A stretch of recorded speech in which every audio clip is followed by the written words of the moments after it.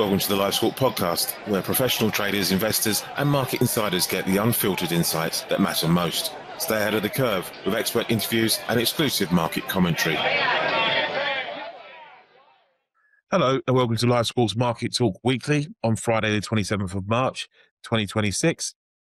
This is where we try and break down the key stories of the week gone and implications for the markets. We'll also take a look at the week ahead and try and give you a heads up as to what you should be looking out for.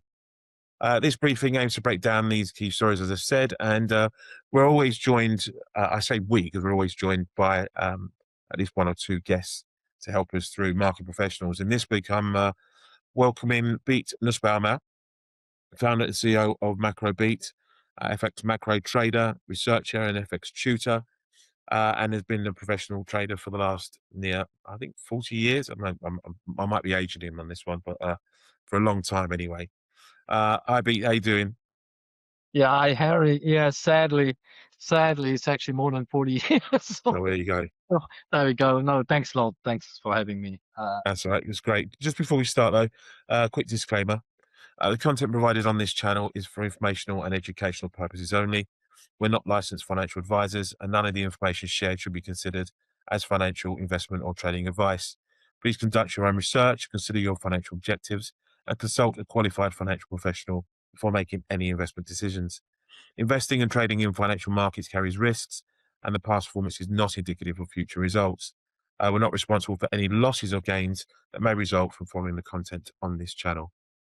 Okay, and with that out of the way, let's get into the past week, which has been another volatile one, really, for the energy markets and other financial markets, really, nonetheless. It was a quieter week, though, for data, with top-tier data pretty absent. We had UK CPI, and we had some flash PMIs out there. But generally speaking, the story of the week is and remains the Middle East conflict and what the president of the US is going to do, and what the Iranians will do in response to that. And I say just the Americans, I think the Israelis are part of this narrative as well. Beat, just in terms of the Middle East conflict, we know that President Trump in the last, I say, 48 hours at least, has tacoed again. Yeah. How can I put it? So, from giving a 5-day ultimatum that was due to end, I think, this weekend, he's now given an extension of another 10 days, and also in terms of an ultimatum to the Iranians to agree to his 15-point demand, something that they've not even acknowledged they're even talking to the US at the moment. So it's we all know they are, but they've refused to say that they are. With this going on and this taco we've just seen from the president, how do you manage that as a trader? Yeah, to be honest, I mean, one thing we've been doing since actually the war broke out, the market seems to keep it very simple in FX, which is we just trade the oil correlation, meaning oil up, dollar up, oil down, dollar down, and so that seems to be what the market has just sort of come down to, that they actually don't really look beyond. There might be some single currencies that at times are a bit more under pressure or more sought after, but generally the market has just boiled down to this dollar up, dollar down, all on the basis of oil. And I think we had an earlier taco in the week, the one which made a lot of headlines. Even BBC News was reporting about the very strange behavior in the market of large trades in oil and the S&P just before that Trump tweet. So we had forced that 5-day story, and we're not going to attack your energy if you blah, blah, blah. And so that created a very big move. While the one yesterday with the extension to 10 days done absolutely nothing. I think we had a brief dip in oil. I think the story has moved on. I think the market is now, let's say, we try to be glass half full because you can't actually contemplate the consequences of what if it wouldn't be half full. But I think the market starts to recognize that Iran has the cards right now. Hormuz is. Would you go that far? Would you you think they're the ones in the driving seat? Yes, I do, because you have one problem, that's Hormuz. And there's just, I listen to many, former channels and this and that during the week in the last few weeks because I try to get a lot of intelligence in regards on the sort of military aspects of the whole conflict. And what you hear from the expert is just there's just no way how you can get hold of Hormuz if you're the US or anyone. Mm. Um, Iran clearly knows, and we've seen a few tweets where they actually were making some fun out of Trump. So they know exactly what they do. So the let's say the scary part is they're actually quite intelligent, they're quite tuned in. They know they have the bond market in their hands, they have the equity market in their hand, they obviously have the energy market in their hand, and so more or less they hold the West in a chokehold. Now Do during you the think they're that war, cognizant of all these factors? You think? I mean, obviously the energy side, I get that the Strait of Hormuz, yes, and how that plays politically for the West. But in terms of the bond markets and so forth, you think there's a real, they are cognizant of that, and that is something that they are mindful of in their strategy.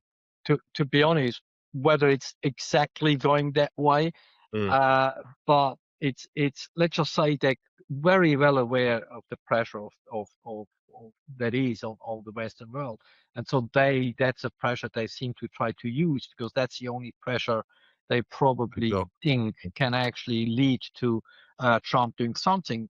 There's a few research houses out there last night that have been commenting on the taco every time we get to this 450, 460 level in 10-year US Treasury.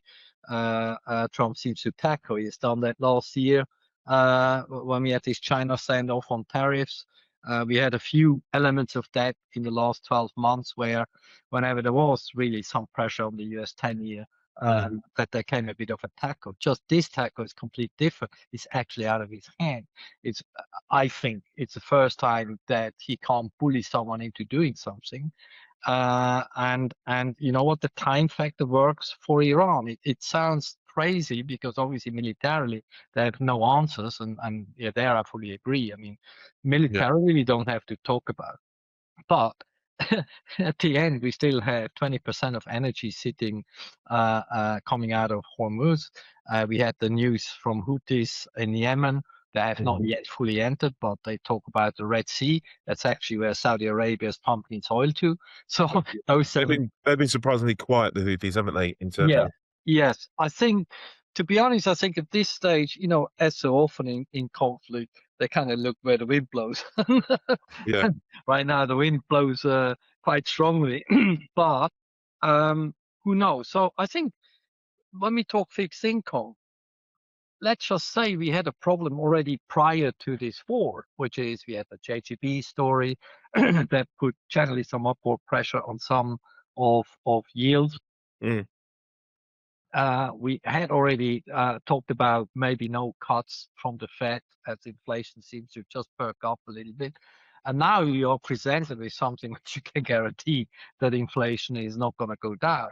And with every day, with every week that this standoff remains and prices in energy remain as they are. And don't forget, we may have to start drawing parallels to COVID because of some of the other things that we are missing, fertilizers, halio, like all these side effects yeah, of the current story. So we're coming back to, I don't want to be as dramatic to say the shelves are empty in the supermarkets anytime soon, but there is in some countries, there is some serious shortages starting to pop up, and that will just have a long knock-on effect. Kuwait said uh, from the moment the war is over, they need 3 to 6 months to be at full capacity. We mm, know Qatar, 17% of the gas installation has been damaged. That needs 3 to 5 years to repair. So don't forget. So my point is not just, the risk of where we're going in the short term. This situation is not going to be sorted anytime soon, even if no, we would be at peace tomorrow, which is hard to see. I think we miss already the off ramp for regime change. That just mm, seems to be, we would need to bet on internal collapse, which it doesn't really look like it right now. mm, So the best case right now, is like the US 15-point plan is a little bit of, you know, I think the Ukraine plan was 20 points. So we know about they like these many, many points. So they can't say whether or not they did do it or not. What we don't know, and this is the real big question mark here, the market is actually a bit nervous about a weekend escalation from the side of the US. What we don't know is what Trump. Well, we all say he has no plan, and I'm one of them that says he has no plan. But what will his next moves gonna be, right? And that is very hard.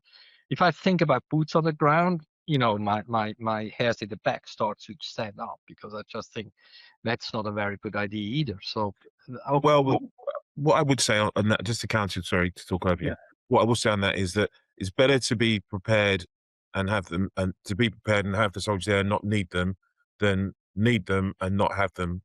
yeah, So, I think you look at most strategic plans and you want the resources at your fingertips as and when you might need them. Also, it sends a signal and it shows that they're serious. So, yeah. um, To be honest, the deployment, I have no issues mm, because, as you rightly say, it's just part of the organization of what you are doing.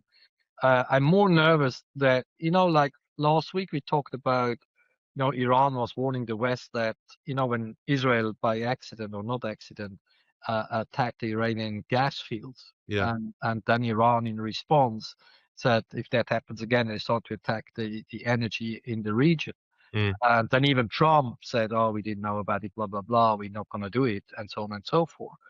Now, if you were to occupy Karg Island, which is actually Iran's oil, this is almost similar to actually just bombing their infrastructure if you start to take possession of oil. So personally, I think if the US would indeed with boots occupy Karg Island, um, Iran would see that as a aggression on a level that they start to attack regional energy again. So I'm just nervous that this sort of there's a competition of bluffing and unbluffing and the yeah. one is One upmanship. is the other. So this kind of typical playground bully stuff that's going on. That is actually my biggest worry, and this is where it's so hard to really truly know what Trump really thinks and who Right. is really drawing everything up. So, but long story short, I think there's no peace anytime soon. The lack of a reaction of the TACO yesterday just shows the market is not buying it. Whether that means they think the US is just doing it to gain time to have assets in the region to step up the pressure, that is one way to look at it.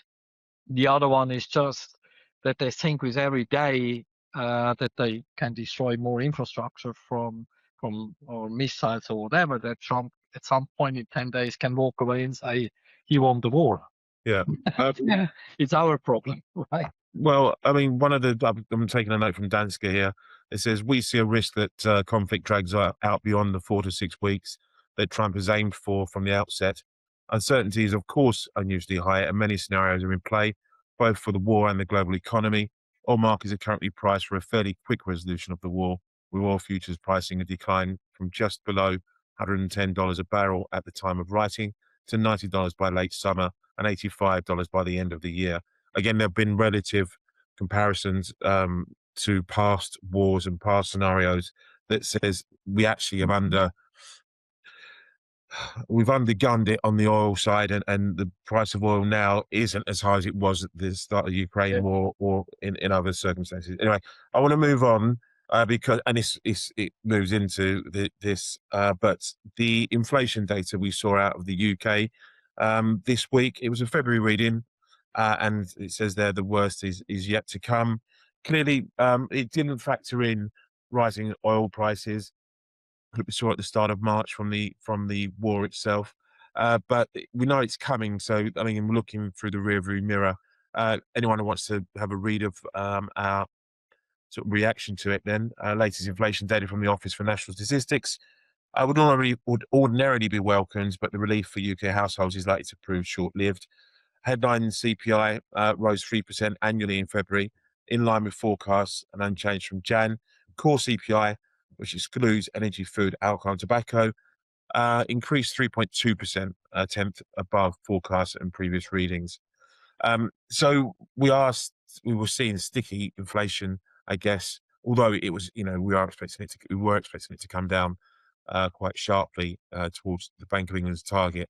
Obviously, that seems less likely to happen now if this war continues in for the next few weeks or so. And more importantly, inflation expectations are starting to ramp up. There, we had retail sales data out today that, although was better than expected, still fell on the monthly read, but was up on the annual read, and on the 3 month, I think we saw a 0.7% rise of 3 month over 3 month.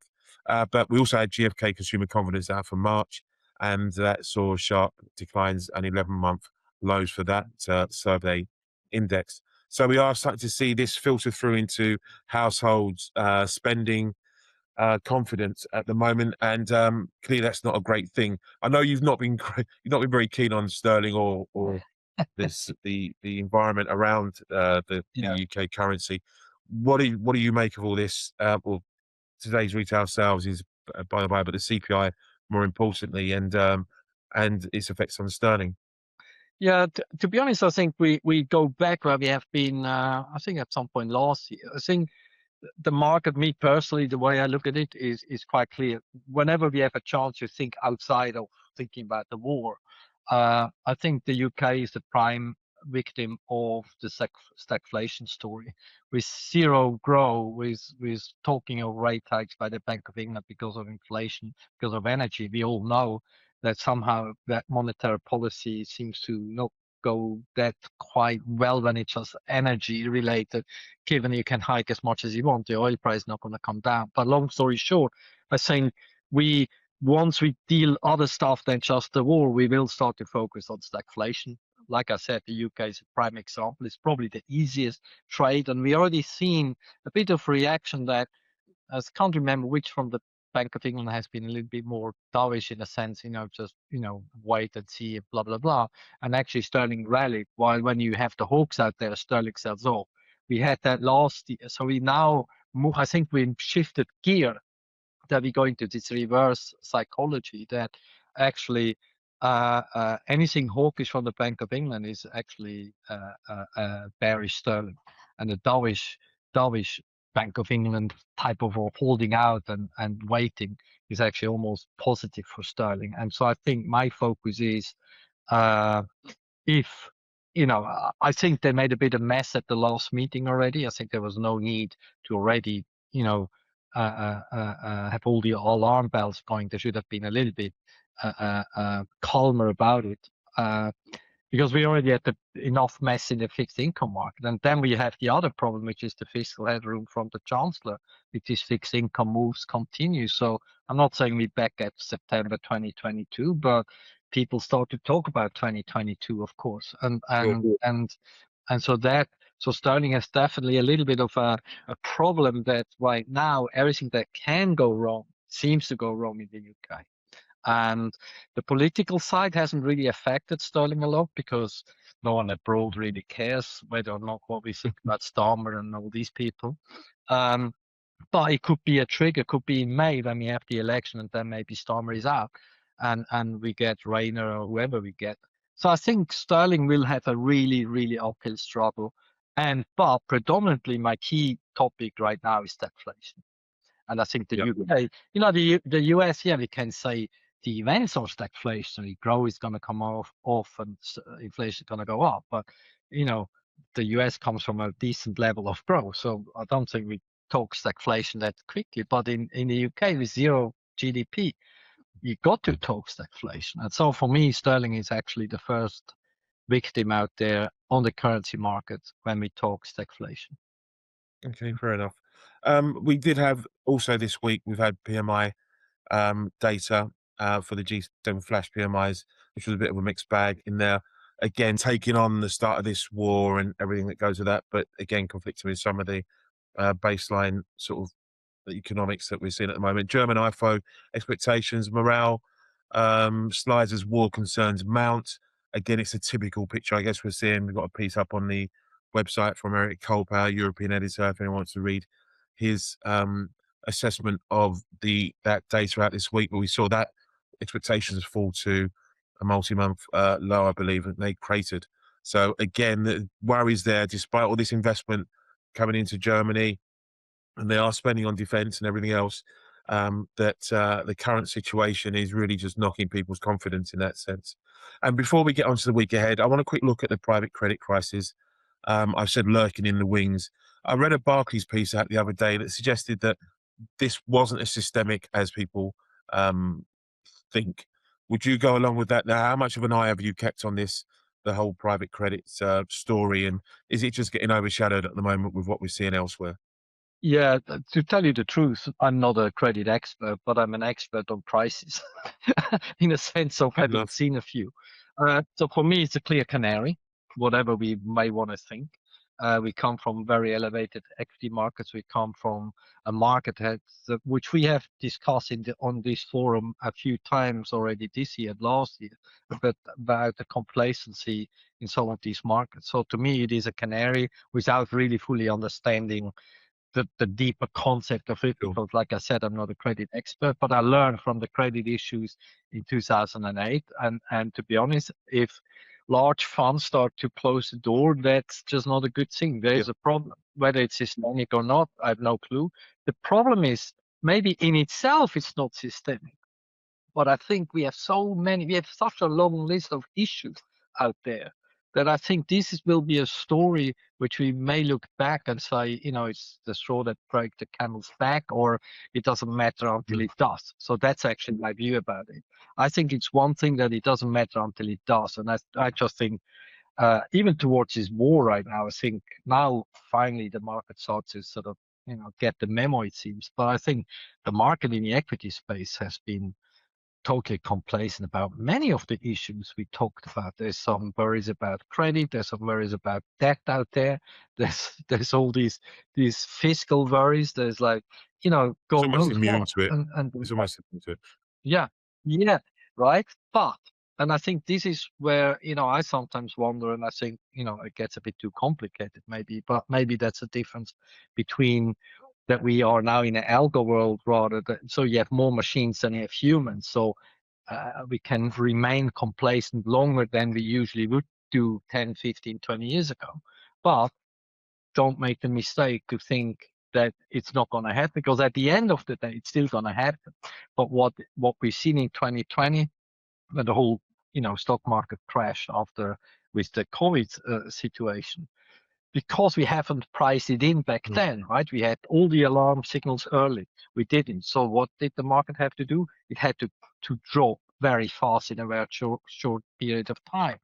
And because I think we lacked again to price in some of the risks, and we just, blind, okay, in the meantime, we like off the highs, but not so long ago, we were sitting at Yeah. all-time highs and pretending everything is fine. And I think that is just not correct. And true or not, you can say there's a bit less testosterone with the algos, but at some point, the price is just wrong. And I think that's what I I, personally feel out there. Risk has to sell off more.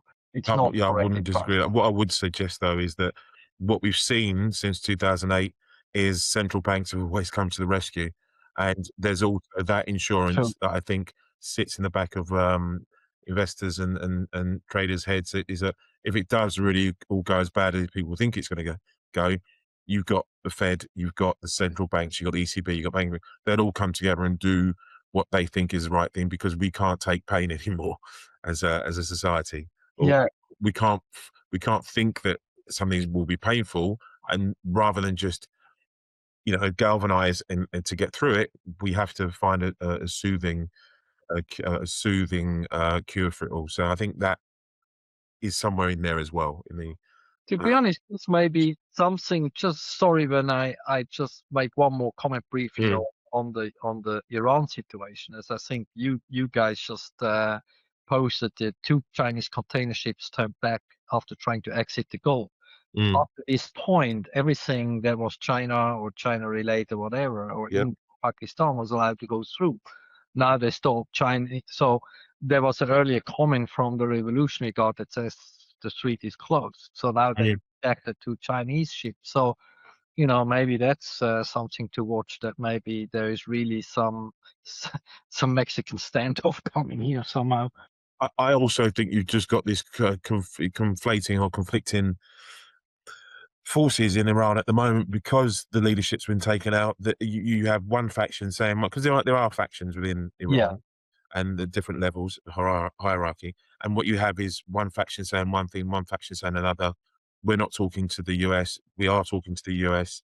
And there's a lot of stuff happening behind the scenes in the back channels that we're not Oh yeah. seeing, or and Yeah. and not even people in Iran are seeing because of a whole heap of different reasons and the state of confusion you're Oh seeing yeah. out To there. be honest, I mean, there's a lot of this has always been the case that Iran has a domestic line of talking and like you rightly say, the back channels. But right now, that still feels a bit. I just feel there's quite, not a lot has happened in the back channels because Mm, we would expect a little bit a different demeanor out there. Well, again, we don't know. It's very hard you to don't know. know.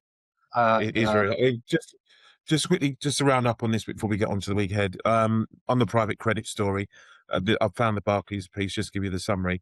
And their analysts say stresses but not systemic. Macro concerns about private credit are largely over sensationalized in our view.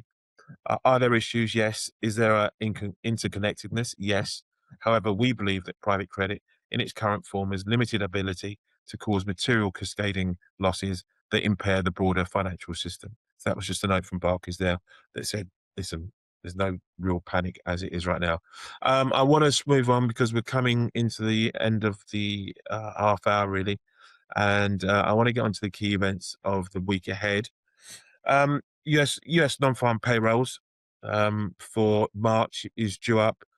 This has been a very volatile number of late, but underlying picture before the commencement of the war was that we were looking at a tapering labour market, a loosening of the labour market that was maybe cause for policy concern down the line. But again, as we've heard from Powell, the status quo at the moment, especially now that we've got this uncertainty with the war.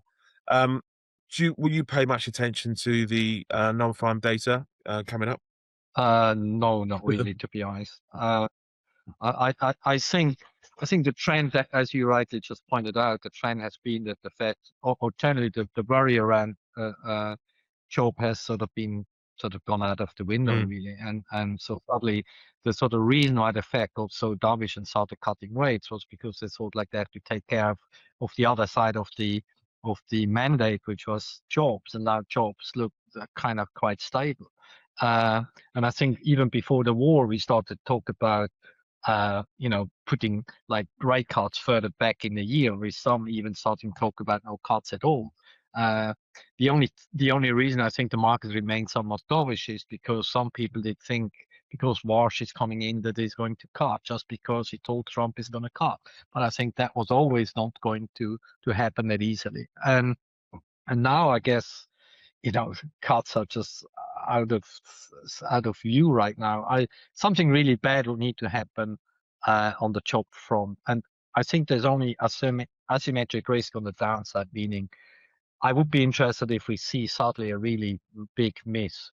I would ignore any sort of a big beat, even though the market might then really get the idea of rate mm, hikes. But personally, start to buy dollars because I think the moment this war is over and oil starts to come off, I think the market will switch back to that story we had before, which is selling the dollar. But but long story short, while I, of course, will watch non-farm yeah. payrolls as we do, I don't think it's going to tell us a heck of a lot right Okay. now. Just a note from HSBC on their preview note. Non-farm payrolls fell 92,000 in February, following an increase of 126,000 in Jan. We believe that underlying trend for employment is one of modest but positive growth, and we estimate a 70,000 increase in payrolls in March. We expect that average hourly earnings increased 0.3% on the month and 3.7% on the year. As far as metrics from the household survey are concerned, we look for the unemployment rate to rise to 4.5% versus 4.4%, while the labour force participation rate could rise to 62.2% from 62. So that's the job, and we will have obviously ADP numbers out midweek as well next week. But also note, for the Europeans, there's a shortened week because we have Easter holiday and we have Good Friday off. Or not, well, not everyone does, but there's Good Friday off as well, and then the following Monday, Easter Monday, for many countries, that's another holiday as well. So we're going to just get a contracted sort of week of trading and positioning going into, again, as we assume, will be an ongoing war in the Middle East. So that has to be borne in mind. Eurozone HICP next week. We've got Germany, I think, on Monday, and then obviously the four major Eurozone nations reporting before we get Eurozone itself for March. Elsewhere, we got Japan industrial production data. That's a Fed flash reading there. And we're looking then at mainland China manufacturing PMI for March, and also Q1 Tankan large manufacturing index, amongst other components of that Tankan report, due up as well. So some key data points next week that will paint a picture, really, not only from an inflation perspective, but also from an activity and demand and supply side as well. So it'd be interesting to see. And I'd say that this data is really still pre the start of the conflict itself. So outside of the PMIs, whatever that we may see, I like this data. Maybe a little bit dated. Excuse me. Yes, I think, as you rightly say, we still are going to watch the data, of course, but I think this is kind of trying to keep in mind how the data looks as we go through this war, and then start to really digest and dissect which countries are, struggling more versus others, and that might be then the next trades in a post-war scenario. I hand it back to you then. Right, there we go. So so the week's key events, as I said, a lot of them will be pre the start of the conflict at the start of March, but will give us a picture of the state of the economy going into, of nations' economies going into that period. And then obviously with the PMIs and so forth, it's more of a sentiment driven look at stuff as well, which will probably help try and frame things moving forward. But enough interesting data in the coming week, really, to keep markets busy if we get a lull in the fighting itself. But again, it doesn't look like that at the moment. And again, we have to keep and be aware over the weekend of the ever-changing story here and events in the region. So for those listening, I'd like to everyone, I'd like to say stay safe. But thank you, Beat, for your input today. Thank you very much for having me, Harry. As always, a great pleasure. It's good to have your thoughts. Thank you, everyone, for listening. Anyone who missed the start of this, you can go back, rewind, and start from the beginning on any of the podcasts or social media platforms. We'll put the list up there for you to go and consume this at your leisure. And as I said, anyone who wants to take a trial of LiveSquawk, you can go to livesquawk.com and take a trial of the services we have. We have a retail product as well called the Market Squawk for those that want to listen in for a day or two to understand what's going on at the moment. So enough out there for you to go and be informed and understand what's happening. But yeah, thank you to my guest, and we'll see you again next week. Stay safe, have a great weekend, and we'll see you on the other side. Thanks for tuning into the LiveSquawk podcast. Your edge in the market starts here. Subscribe now.